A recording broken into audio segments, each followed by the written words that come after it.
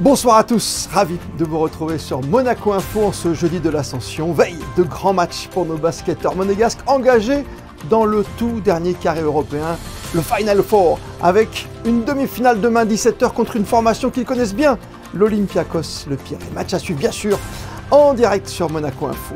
Et dès le début de ce journal, nous serons d'ailleurs avec l'un de nos envoyés spéciaux à Kaunas, Yannick Debever, à moins de 24 heures de ce rendez-vous d'importance pour les toutes dernières infos en provenance de Lituanie. Une montée en puissance pour la Roca Team qu'il faut gérer au mieux. Le médecin du sport et le médecin du club, le docteur Philippe Pafria, sera en duplex dans un instant avec nous pour connaître l'état de santé du groupe monégasque. Une actualité sportive monégasque très riche en ce long week-end férié pour beaucoup, avec demain l'AS Monaco Football Club en déplacement à Lyon, bien décidé à conserver sa place de 4e en cette toute fin de championnat, synonyme de qualification directe pour la Ligue Europa.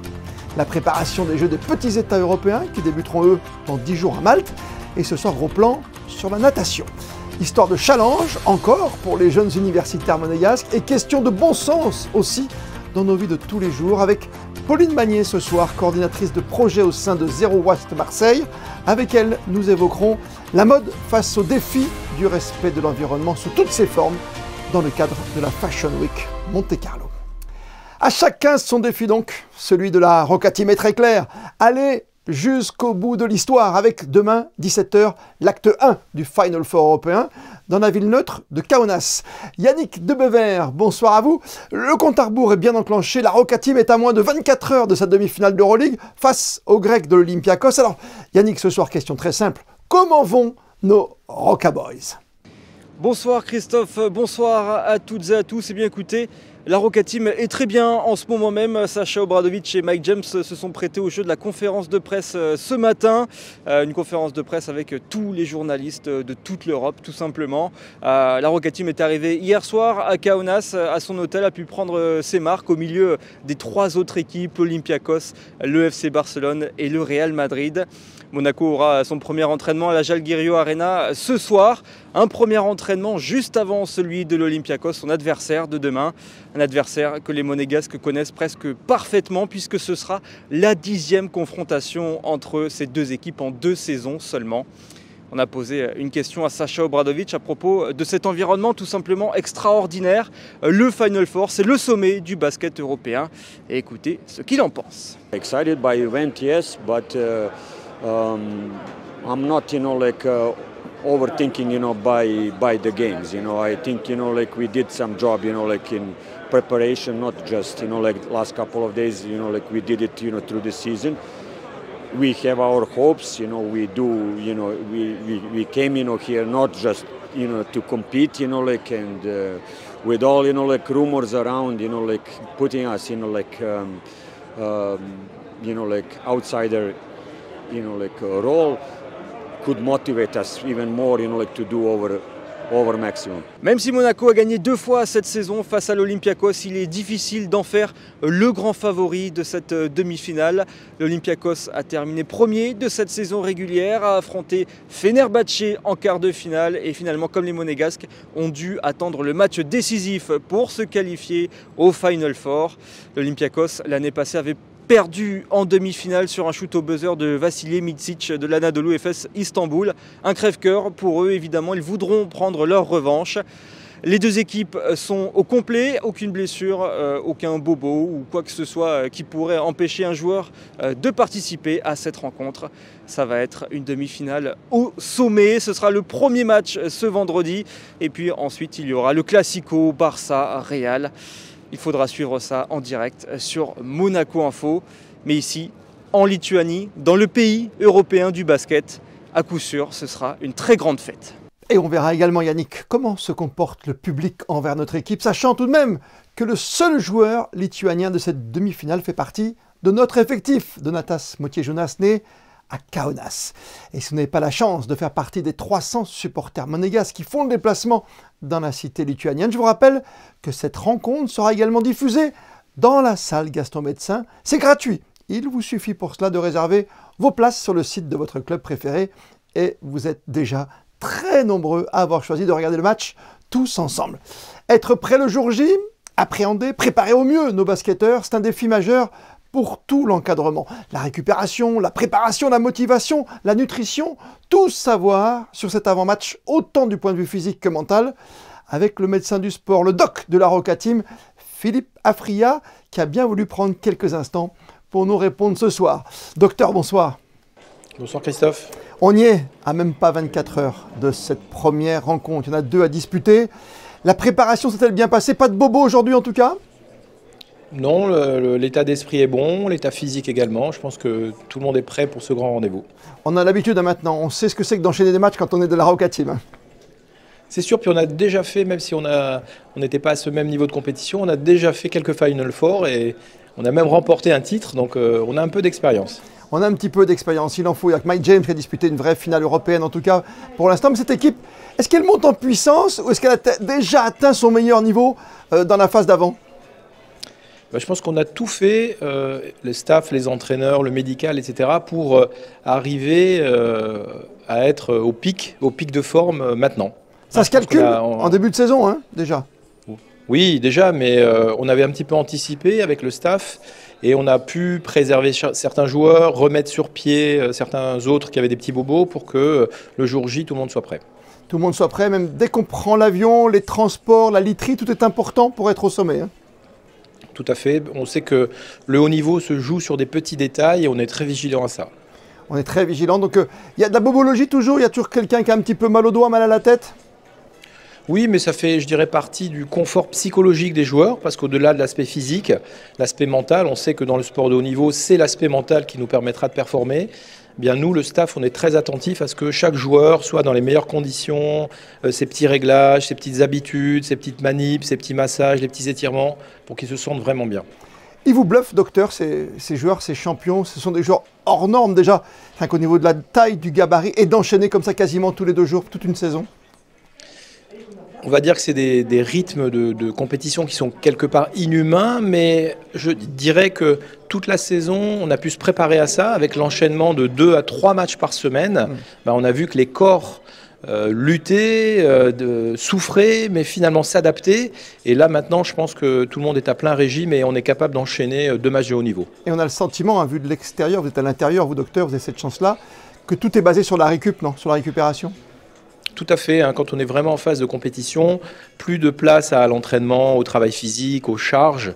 Là, on mise tout sur la récupération, la régénération physique, la régénération mentale. On essaye de mettre les joueurs dans les meilleures conditions psychologiques et physiques. Ce soir, on est à la veille de match, qu'est-ce qu'on fait? On mange léger, on va essayer de dormir, il faut trouver le sommeil le plus rapidement possible, c'est comme ça que ça se passe? Oui, le sommeil, c'est la partie invisible la plus importante de la récupération.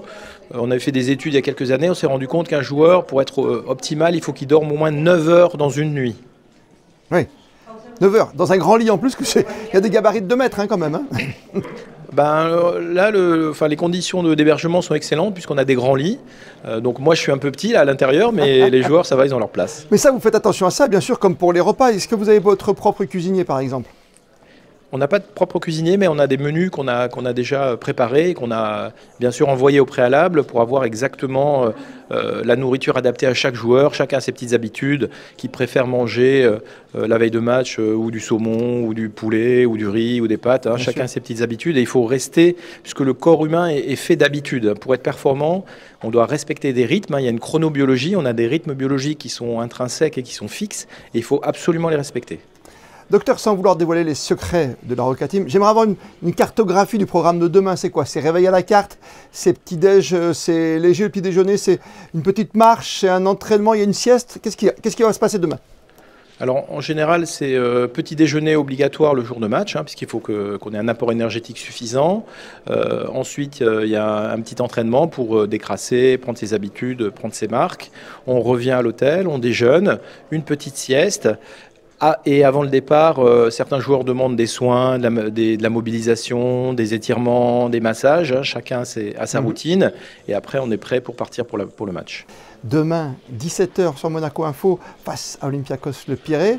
Après, on parle que de la victoire. Donc après, on file au lit et on se prépare pour le match de dimanche, c'est ça? Je pense qu'il y aura une petite phase de décompression, tout dépend du résultat, hein, puisqu'on a quand même 24 heures entre le match de demi-finale et la finale. Donc je pense que la soirée sera une soirée de décompression et mentale et physique. On fait de la régénération, le lendemain on fait des soins, on fait de la récup pour de nouveau se remobiliser pour être prêt pour dimanche. Même pas une soirée non plus trop festive, parce que ce serait une performance d'exception déjà de l'emporter dans ce premier match avant la grande finale de dimanche. Hein. Tout à fait, faut pas. C'est-à-dire que l'objectif, c'est vraiment d'aller chercher la gagne. Donc, ne pas se contenter uniquement d'une victoire en demi-finale, mais être mobilisé jusqu'au bout du week-end pour ramener la coupe à la maison. Et pour vous, Doc, vous le docteur de l'AS Monaco Basket, de la Roca Team, on est en forme, on a tout fait pour être au meilleur de notre forme sur ce match-là, sur ces 2 matchs qui nous restent, en Europe, hein, bien sûr. Oui, moi c'est l'aboutissement, je dirais, de 8 ans de vie avec l'AS Monaco que j'avais repris en 2e division quand ils sont devenus professionnels. Et j'ai vécu tellement de choses avec eux, un Final Four de Champions League, la victoire en Eurocup, et là c'est vraiment la cerise sur le gâteau pour être au Final Four de l'Euroleague. Quelle est belle cette histoire, pourvu qu'elle dure longtemps. Dag et Monego, merci à vous en tout cas, docteur Philippe Afria. Et grand match déjà ce vendredi à 17h. Merci à vous. Merci Christophe, on croise les doigts. Et l'Europe dans la tête de nos joueurs de l'AS Monaco. Football aussi, bien décidés eux, derrière Paris, Lens et Marseille, à conserver leur 4e place européenne. Il ne leur reste que 3 petites finales, comme l'a rappelé il y a peu leur entraîneur Philippe Clément, et notamment le déplacement demain de l'ASM à Lyon. Lyon qui n'a pas dit son dernier mot. C'est pour chaque équipe la même chose. Quand la possibilité est là, on fait toujours le maximum. J'ai aucun doute autour de ça. Non, c'est une équipe avec beaucoup de qualités dans la sélection. Ils ont m'étonné un petit peu qu'ils ne sont pas plus hauts dans le classement avec toutes leurs qualités. C'est toujours un grand match là-bas avec beaucoup de public, ambiance. Ce sont les circonstances que tous les joueurs ils aiment jouer dedans. C'est la même chose pour mes joueurs. Lyon-Monaco, demain, 21h, en ouverture de la 36e journée du championnat de France. Et grand débrief de votre week-end foot à venir. Ce sera lundi, 19h30, dans les experts du foot avec Laurent Bagnide. Les Jeux des petits États européens, c'est maintenant dans 10 jours, à Malte. Et coup de projecteur ce soir sur la natation, qui avait été, on s'en souvient, la grosse satisfaction côté monégasque en 2019 au Monténégro. Reportage ce soir signé Frédéric Elion et Jean-Alexandre Dordet. Ils avaient éclaboussé de tout leur talent le bassin de Podgorica. Il y a 4 ans, les nageurs et nageuses monégasques avaient ramené 19 médailles du Monténégro. Un bilan exceptionnel pour le groupe de Michel Pou qui sera confronté à Malte à une forte adversité, avec notamment côté chypriote, une nageuse demi-finaliste mondiale et un nageur champion du monde junior. Nous amènerons 14 nageurs et nageuses à Malte avec une ambition mesurée. Il est important de construire et de reconstruire en permanence et d'avoir une bonne alchimie entre les plus âgés et une jeune génération qui s'aguerrit au niveau français en étant dans les finales nationales. Cette année, et pour la première fois, donc, on va scinder les effectifs. Les plus jeunes iront s'aguerrir sur une coupe de la Confédération méditerranéenne 15 jours après Malte. Donc, ils seront préparés pour cette compétition.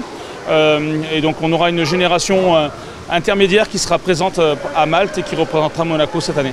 Malgré ses 23 ans, Pauline Wist fait partie des anciens du groupe et participera à Malte à ses 5e Jeux des petits États d'Europe.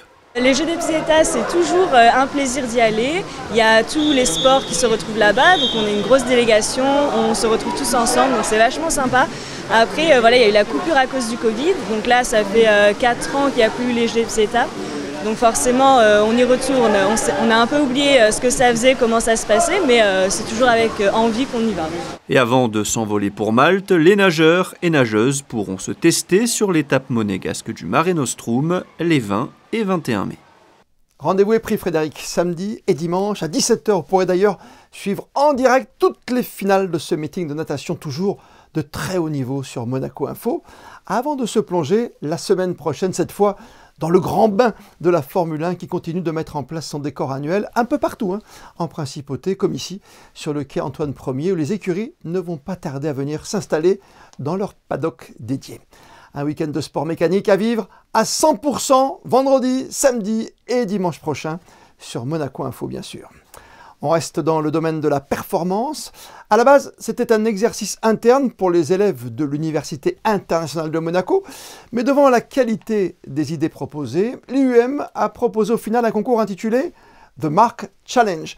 Quel est son principe? Voici les éléments de réponse avec Christine Datomel sur des images de Lionel Bernardi.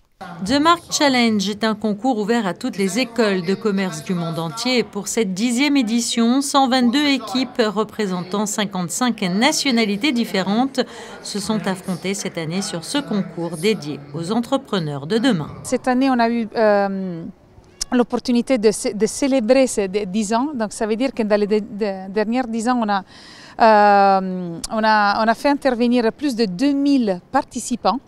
Donc de plus de 800 projets, donc c'est un super résultat, je dois dire. Et le but, c'est en effet, pour nous, le but c'est ou d'inspirer les valeurs de l'entrepreneuriat liées au luxe, liées à Monaco et à la sustainabilité, mais aussi de faire rayonner des belles idées, surtout parce que Monaco est fortement lié à l'entrepreneuriat et tout qui est tout autour de ça. Les participants doivent donc présenter les meilleures idées de business plan pour des projets innovants comme le projet Able qui figure parmi les favoris. Pour nous, c'est Able. Alors, on est une compagnie et une marque de luxe et aussi pour les premiums. Alors nous, ce qu'on fait, c'est qu'on personnalise complètement de A à Z les prosthétiques et les chaises roulantes de nos clients.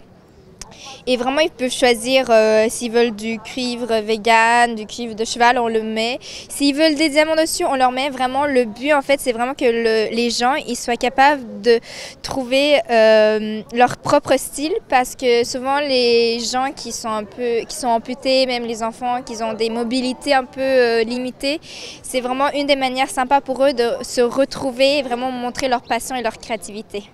L'objectif de ce concours, former des leaders du futur éthique et conscients des enjeux environnementaux. 2 catégories sont proposées. La première réservée aux étudiants en licence ou en master.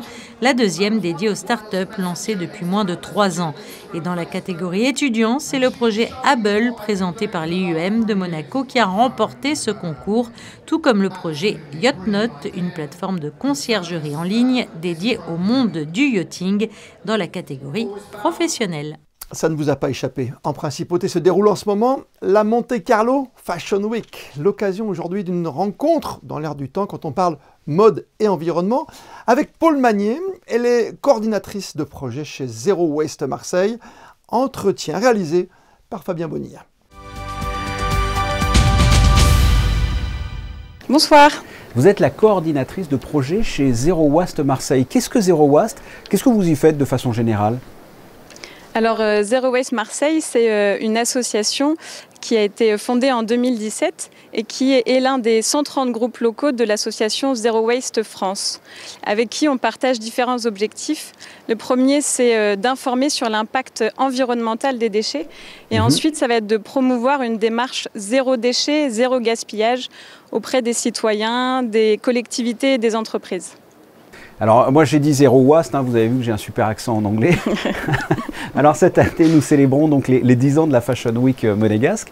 La mission pour la transition énergétique qui organise une conférence qui s'appelle Freiner la fast fashion. Qu'est-ce que la fast fashion? C'est la mode jetable, c'est ça?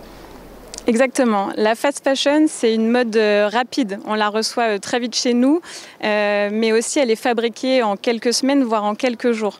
C'est aussi une mode jetable. On la garde très très peu.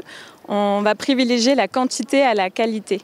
Et puis ça va être une mode effectivement pas chère, mais au détriment de la vie des travailleurs et des travailleuses, du début de la chaîne de production jusqu'aux vendeurs et vendeuses en magasin. Oui, la fast fashion, c'est un véritable fléau selon vous? Ah oui, c'est un fléau. En termes de chiffres, on est vraiment à 1 milliard de vêtements vendus chaque année, ce qui est assez énorme. Et on est passé de 2 collections par an il y a quelques années, puis à 4.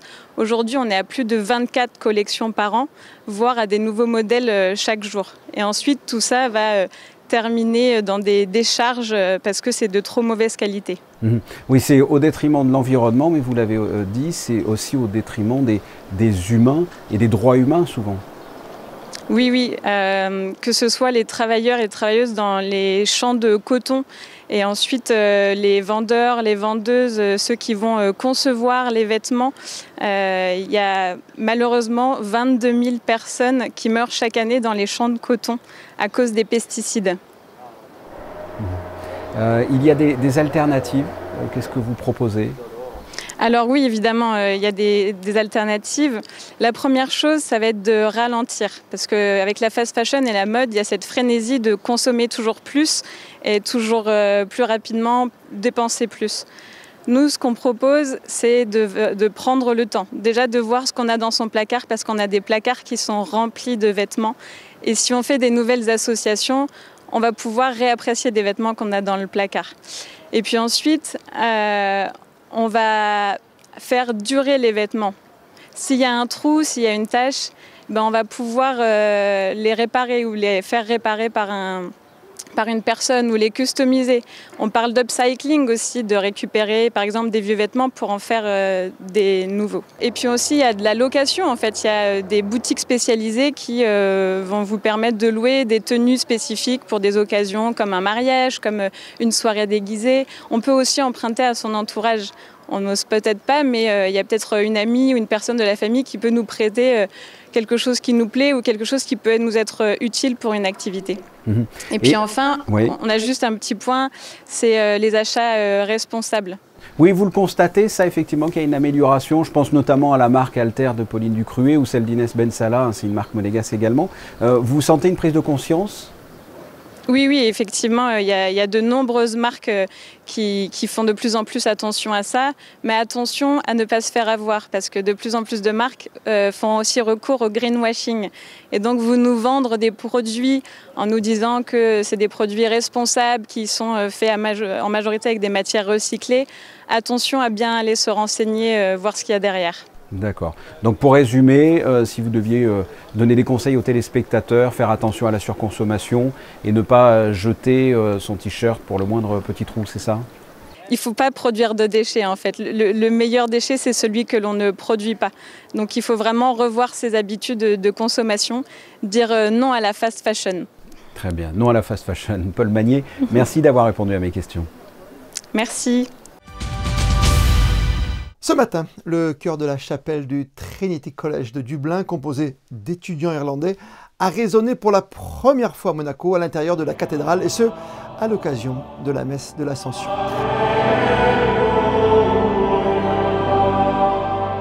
Et puis une très belle idée de sortie ce week-end avec au Théâtre des Muses, la représentation de Naïs, pièce estampillée des commémorations nationales à l'occasion du centenaire de la naissance du prince Régnier III. Les liens d'amitié entre le prince et Marcel Pagnol sont connus de tous. L'écrivain, on s'en souvient, a même à une époque de sa vie résidé en principauté et a créé ici sa première pièce à l'Opéra Garnier, la pièce Jazz, et puis a été le premier président du Festival de télévision de Monte-Carlo, dont l'édition 2023 débutera dans un mois. Naïs au Théâtre des Muses, c'est vendredi et samedi à 20h30 et dimanche en matinée à 16h30. Quant à votre météo de ces prochaines heures, vous allez tout savoir avec Christinda Tomel. Bonsoir Christinda. Bonsoir Christophe, bonsoir à tous. Vendredi, un temps très nuageux avec de la pluie. La journée est grise, entrecoupée de rafales de vent et d'averses. Du côté du thermomètre, les températures seront plus basses que les jours précédents. 17 degrés pour les maximales et 14 degrés pour les minimales. Le soleil se lèvera à 5h59 et se couchera à 20h53. Demain, nous fêterons les Yves. Et comme le veut la tradition, on termine votre journal par les instantanés du jour. Les photos nous viennent de Kaunas en Lituanie, à la veille du rendez-vous européen de la Roca Team pour son Final Four. Elles sont signées Manuel Vitali. Demain, Monaco, Olympiakos Le Pirée. N'oubliez pas, c'est à 17h, en direct sur Monaco Info d'Aguet. D'ici là, belle et bonne soirée à toutes et à tous.